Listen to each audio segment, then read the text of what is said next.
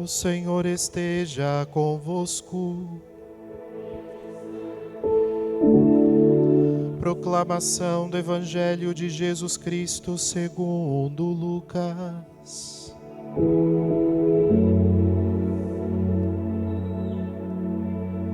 Naquele tempo, os publicanos e pecadores aproximavam-se de Jesus para o escutar. Os fariseus, porém, e os mestres da lei criticavam Jesus. Este homem acolhe os pecadores e faz refeição com eles. Então Jesus contou-lhes esta parábola. Um homem tinha 2 filhos.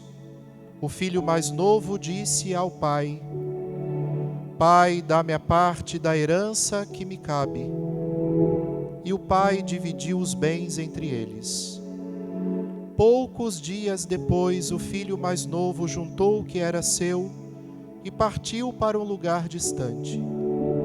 E ali esbanjou tudo numa vida desenfreada.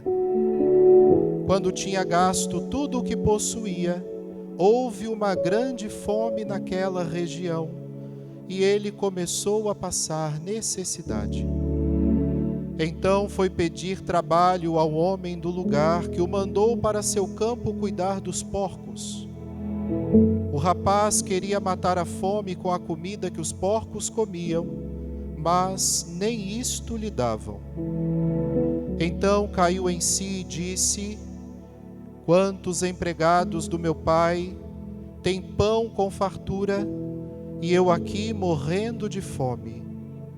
Vou-me embora, vou voltar para meu pai e dizer-lhe: Pai, pequei contra Deus e contra ti. Já não mereço ser chamado teu filho. Trata-me como a um dos teus empregados. Então ele partiu e voltou para seu pai. Quando ainda estava longe, seu pai o avistou e sentiu compaixão. Correu-lhe ao encontro, abraçou-o e cobriu-o de beijos. O filho então lhe disse: Pai, pequei contra Deus e contra ti.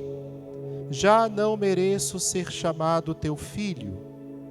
Mas o pai disse aos empregados: Trazei depressa a melhor túnica para vestir meu filho, e colocai um anel no seu dedo e sandálias nos pés. Trazei o novilho gordo e matai-o. Vamos fazer um banquete, porque este meu filho estava morto e tornou a viver. Estava perdido e foi encontrado. E começaram a festa. O filho mais velho estava no campo. Ao voltar, já perto de casa, ouviu música e barulho de dança. Então chamou um dos criados e perguntou o que estava acontecendo. O criado respondeu: É teu irmão que voltou. Teu pai matou o novilho gordo porque o recuperou com saúde. Mas ele ficou com raiva e não queria entrar. O pai, saindo, insistia com ele. Ele, porém, respondeu ao pai: Eu trabalho para ti há tantos anos, jamais desobedeci a qualquer ordem tua, e tu nunca me deste um cabrito para eu festejar com meus amigos. Quando chegou esse teu filho, que esbanjou teus bens com prostitutas, matas para ele o novilho cevado. Então o pai lhe disse: Filho, tu estás sempre comigo, e tudo que é meu é teu. Mas era preciso festejar e alegrar-nos, porque este teu irmão estava morto e tornou a viver. Estava perdido e foi encontrado. Palavra da salvação.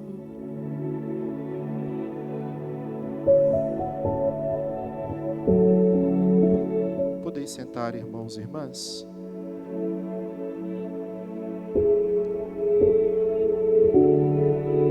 Comecemos a nossa partilha pela segunda leitura deste quarto domingo da Quaresma, em que encontramos São Paulo falando aos habitantes de Corinto, na sua segunda carta. Paulo lembra aos habitantes de Corinto uma coisa que também nós precisamos nos lembrar todos os dias. A ressurreição de Jesus, ela não se tratou somente de um evento acontecido 3 dias após a sua morte, e que foi um evento, de fato, o maior evento dentre todos os eventos empreendidos por Deus e pela humanidade até hoje para nós que cremos. Mas a ressurreição de Jesus trouxe uma nova página para toda a história da humanidade. A ressurreição de Jesus, como diz o Catecismo da Igreja, recapitulou toda a intenção original divina para a sua criação e, portanto, para nós que estamos inseridos na criação. A ressurreição de Jesus deu um novo rosto para o mundo, um rosto de misericórdia, um rosto de salvação, um rosto de esperança. Novas perspectivas e expectativas foram criadas a partir da ressurreição de Jesus. Depois que Paulo lembra isso aos habitantes de Corinto, ele termina suplicando uma coisa aos habitantes de Corinto, e essa súplica também se dirige a nós. Porque se você saiu da sua casa hoje à noite, é para você ouvir também o que Paulo tem a dizer a você e a te pedir: deixai-vos reconciliar por Deus. É o pedido gritante da liturgia desse quarto domingo do tempo da Quaresma. Aliás, se você quer levar para casa uma palavra-chave da liturgia deste fim de semana, é justamente reconciliação. E aí, quando a palavra reconciliação passa pelos teus ouvidos, pode ser que em princípio você acredite que reconciliação não é nada além da sua confissão sacramental, por exemplo, em que seus pecados são perdoados para aqueles que se confessam. A reconciliação pode não passar para você que é a misericórdia de Deus acontecendo na nossa vida. E eu vos digo, irmãos e irmãs, a reconciliação, que é o tema principal deste domingo, que estamos há 15 dias de iniciarmos a maior das semanas da nossa vida, que é a Semana Santa, significa que Deus abraça as nossas misérias. Agora, Deus não pode abraçar as nossas misérias para que, com a ressurreição do seu Filho, essas novas perspectivas que a ressurreição trouxe, nos atinja com a sua luz. É preciso que nós deixemos. Então hoje, quando nós ouvimos de Paulo essa súplica, deixai-vos reconciliar, é como se Paulo dissesse assim para nós: para de resistir, para de querer assumir a sua vida sozinho ou sozinha, para de querer se iludir de que você dá conta das suas coisas, porque você não dá, dizendo que está tudo bem o tempo todo, porque não fica tudo bem o tempo todo. Isso é coisa para robô. Nós somos de carne e osso, nós sofremos, nós trazemos dentro de nós marcas profundas, nós trazemos traumas, nós trazemos lembranças negativas, nós trazemos necessidade de curas. E se nós nos enganamos dizendo que está tudo bem o tempo todo, nós estamos dizendo para Deus: não precisa Deus da sua ação, não precisa Deus agir na minha vida, eu não preciso me reconciliar, o Senhor não precisa fazer nada, porque eu dou conta, está tudo bem. E aí a pessoa que age dessa maneira é uma pessoa que finge que acredita em Deus, porque ela não vai se esforçar por mudança. Ela vai até dizer que quer mudar, mas ela não vai se esforçar em nada para mudar. É brincar com Deus. E é justamente isso que Paulo não quer que aconteça com os habitantes de Corinto. Paulo não quer que os habitantes de Corinto Brinquem com Deus. Brinquem com a misericórdia de Deus. Brinquem com a justiça divina. Paulo quer que eles se deixem reconciliar. Paulo quer que eles verdadeiramente se deixem alcançar pela misericórdia de Deus, só que de maneira profunda, maneira verdadeira, maneira sincera, que aliás é a proposta da Quaresma. Vocês sabem que não adianta nada, nenhuma prática quaresmal, se você não está afim de mudar de vida, né? Não adianta. Pode parar de fazer agora, em nome de Jesus. Se até hoje você está fazendo as suas práticas quaresmais, dizendo que está fazendo os maiores sacrifícios da sua vida, mas no fundo do teu coração, você não tem um pingo de intenção de mudar de vida, de comportamento, esquece, pode parar de fazer, você está brincando de Deus na sua vida. Não está adiantando nada. Vai ser só mais uma quaresma na sua vida. Talvez você esteja fazendo para massagear o ego, para dizer que faz. Mas a árvore é conhecida pelos frutos e o Senhor sabe. E não precisa da nossa mendigaria. Deus quer mais. Deus quer tudo. Deus quer-nos por inteiro. E olha o que o Senhor foi capaz de fazer com os nossos antepassados e está disposto a continuar fazendo conosco.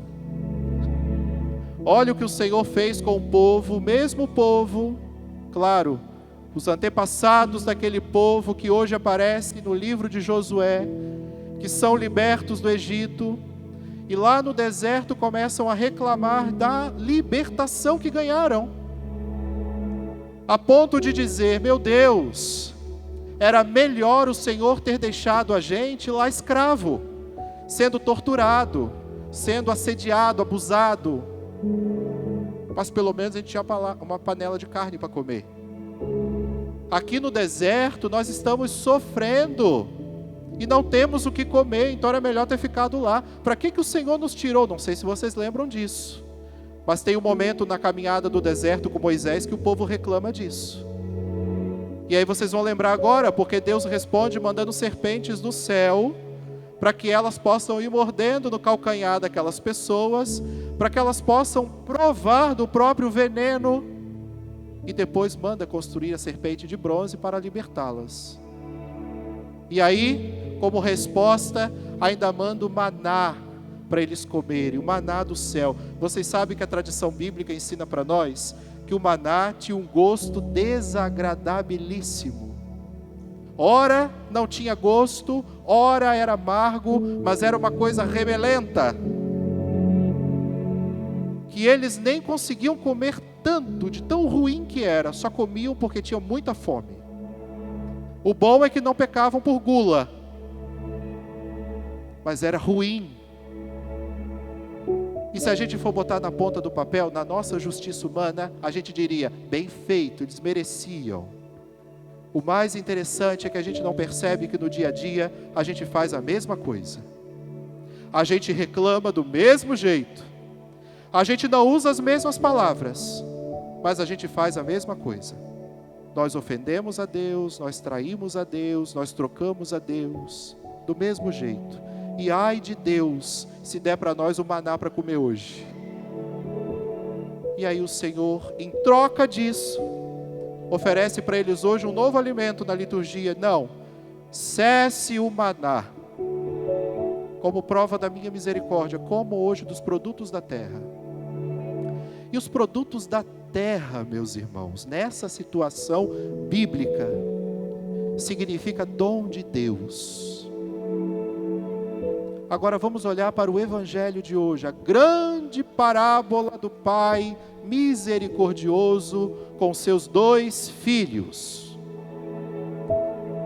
Olhando para ambos os filhos, nós percebemos 2 atitudes ali que fazem com que nós acreditemos que nenhum é melhor do que o outro e que nenhum é pior do que o outro. Agora, o caçula fez uma experiência de tentar comer o maná. Só que o maná agora transformado em comida de porcos. Só que o mais interessante é que ele não consegue nem isso comer, porque nem isso dão para ele. E aí, fazendo a experiência do fundo do poço, de não valer nada nesse mundo, de não ter ninguém por ele, de não ter um braço estendido para o ajudar, aí ele cai em si. Não, eu precisei tomar esse choque para perceber e voltar para casa. E volta, e lá ele ganha uma linda túnica, uma linda sandália, um lindo anel nos dedos, e o pai ainda lhe mata um novilho gordo e cevado para ele comer, para fazer um belo de um churrasco. E aí a gente para pensar, né? De maná para produtos da terra, de comida de porcos que não foi comida para o novilho gordo. Nós precisamos tomar uma decisão muito importante na nossa vida, e o quarto domingo da quaresma é para nos ajudar nisso. Eu quero continuar alimentando as minhas expectativas e esperanças com coisas que vão apodrecer, vão passar, não vão me saciar, não vão me fartar como eu mereço, ou eu vou começar a procurar as coisas que de fato me preencham de céu, porque aquilo que me preenche de céu não tem prazo de validade, o que me preenche de céu não acaba, porque o que vem do céu vem de Deus, vem de Deus. E o novilho gordo que hoje aparece, vocês vejam, né, que a briga todinha dos irmãos não foi por causa do anel, da sandália ou da túnica, foi por causa de comida. Um queria um cabrito, não ganhou, o outro ganhou um novilho cevado, e o motivo da briga foi aquele. E aí a gente para pensar se realmente valeria a pena eles terem brigado por causa de um animal que foi morto para ser comido. E aí a gente para pensar que diferença nós temos para essas pessoas do Evangelho, com o pouco caso que fazemos todos os dias, arranjando confusão por qualquer coisa com as pessoas que estão conosco, que nos amam e que querem o nosso bem muitas vezes. De que adianta? Para esses filhos não adiantou nada. E o remédio para tanto problema, por tão pouca coisa, foi um abraço. Porque reconciliação, se significa o Senhor que acolhe nossas misérias, nós poderíamos dizer que reconciliação significa abraço. Significa o ser humano que é abraçado na sua história mais feia e mais catinguenta. O ser humano que é acolhido e abraçado na sua história mais desfigurada, mais triste, mais vergonhosa para o mundo, mais constrangedora, o Senhor abraça. E é isso que se chama reconciliação. Agora, isso não vai acontecer, querido irmão, querida irmã, se você acha que vir à missa, domingo, e ir para casa basta. Não vai adiantar se você acha que fazer as suas orações trancado dentro de casa, sem mover uma palha para ajudar o próximo, basta. Não vai adiantar se você coloca a sua esposa, o seu marido para vir à igreja e você fica em casa. Não vai adiantar. Em primeiro lugar, tem que ter decisão. Você tem que querer mudar para parar de brincar de Deus na sua vida. Porque eu vou dizer uma coisa para você, tá? Sabe qual é a maior desgraça do incrédulo? É ele dizer que crê e não mudar de vida. Porque ele está fingindo que crê. Quem acredita em Deus, quer fazer a vontade de Deus. Não fica patinando no próprio pecado a vida inteira. Quem crê, decide por Deus. E há 15 dias da Semana Santa, nós precisamos decidir por Deus, ou pelo menos sair de cima do muro. Nós precisamos decidir se cremos ou se não cremos, porque se dizemos que cremos e não mudamos, nós caímos no grupo dos que não creem, do mesmo jeito. E nós precisamos mudar, senão está sendo em vão tudo o que fazemos. Para isso, contemos sempre com a intercessão da Virgem Maria, nossa mãe, para que junto com São José, interceda pela nossa vida, pela nossa sinceridade e pela nossa prática de fé. Louvado seja nosso Senhor Jesus Cristo,